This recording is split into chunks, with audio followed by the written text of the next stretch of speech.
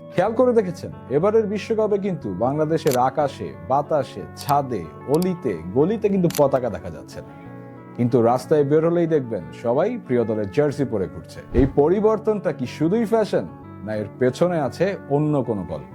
আগে পাড়ার সবাই মিলে একটা পতাকা, এটা ছিল একটা কালেকটিভ আইডেন্টিটি। আর এখন নিজের ছবি, নিজের জার্সি, নিজের স্টোরি। রিসার্চ বলে সোশ্যাল মিডিয়া কিন্তু অলরেডি আমাদেরকে আমরা থেকে আমিতে নিয়ে এসেছে। মানুষ এখন আর কিন্তু সাপোর্ট করতে চায় না, নিজেই হতে চায়।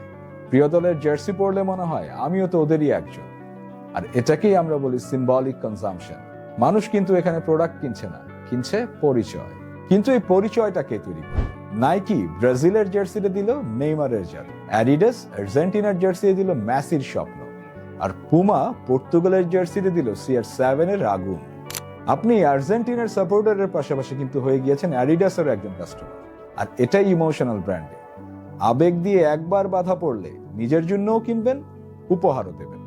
কষ্ট করে কিন্তু ব্র্যান্ডগুলোকে অ্যাডভার্টাইজমেন্ট করতে হবে না। আর এই সহজাত প্রবৃত্তি মানুষের মধ্যে কিন্তু আগে থেকেই ছিল, ব্র্যান্ড শুধু দরজাটা খুলে দিয়েছে। তাহলে এবারের বিশ্বকাপে আপনি কি শুধুই একজন সমর্থক, নাকি একজন কাস্টমারও? কোন দলের জার্সিটি কিনছেন? কমেন্টে আমাদেরকে জানান।